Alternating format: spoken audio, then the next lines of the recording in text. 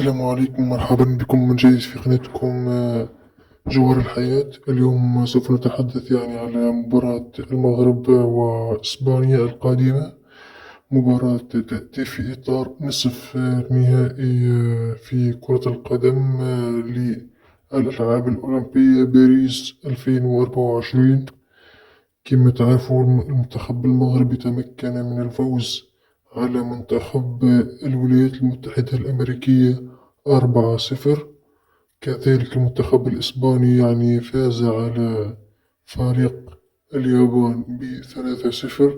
لكن ما ننسوش اللي منتخب إسبانيا خسر مباراته ضد مصر، والمنتخب المصري كما نعرف الناس الكل خسر مباراة قدام المغرب في الدورة اللي صارت في المغرب، وهي في كأس إفريقيا. هذا ما يدل على شيء، يدل أن المغرب قادر أنه يربح إسبانيا. المنتخب الإسباني منتخب مش قوي وليس ضعيف، لكن منتخب لا يباري منتخب المغرب. منتخب المغرب مدجج بالنجوم، منتخب حاضر للفوز أمام إسبانيا بأي طريقة. هذه بشرى حاب نقولها باللي المنتخب المغربي وواثق 100% بأنه سوف يفوز على منتخب إسبانيا. تبقت المباراة القادمة اللي باش تكون في نصف النهائي الثاني بين فرنسا ومصر.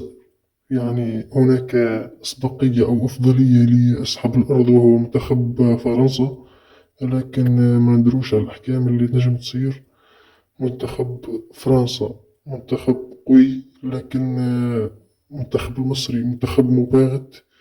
سبق له أنه فاز على إسبانيا، ونجم كذلك يفوز على منتخب فرنسا، لكن نتصور اللي الحاجة صعيبة ياسر. المهم بالحديث على منتخب المغرب. المنتخب المغربي أنا شخصيا مبهور به ياسر. منتخب قوي، منتخب هداف. صحيح يقبل في أهداف، لكن الأهداف هذه كانت 3 أهداف وكانت أخطاء دفاعية فقط. المنتخب المغربي قادر أنه يفوز على منتخب إسبانيا حتى ب6-0 وب5-0، لأنه منتخب إسبانيا منتخب ضعيف جدا حسب ماهية الأداء متاعه قدام منتخب مصر وقدام منتخب اليابان. وراه منتخب الياباني كان ينجم يفوز على إسبانيا، لكن فما مشكلة صارت في منتخب اليابان، وهو الغلطات الدفاعية. لذلك نتمنى من المنتخب المغربي ينتبه ياسر في المباراة القادمة أمام منتخب إسبانيا، وإن شاء الله أتمنى الفوز كذا. أتمنى الفوز لمنتخب المغرب وبالتوفيق لمنتخب مصر. والسلام عليكم ورحمة الله وبركاته.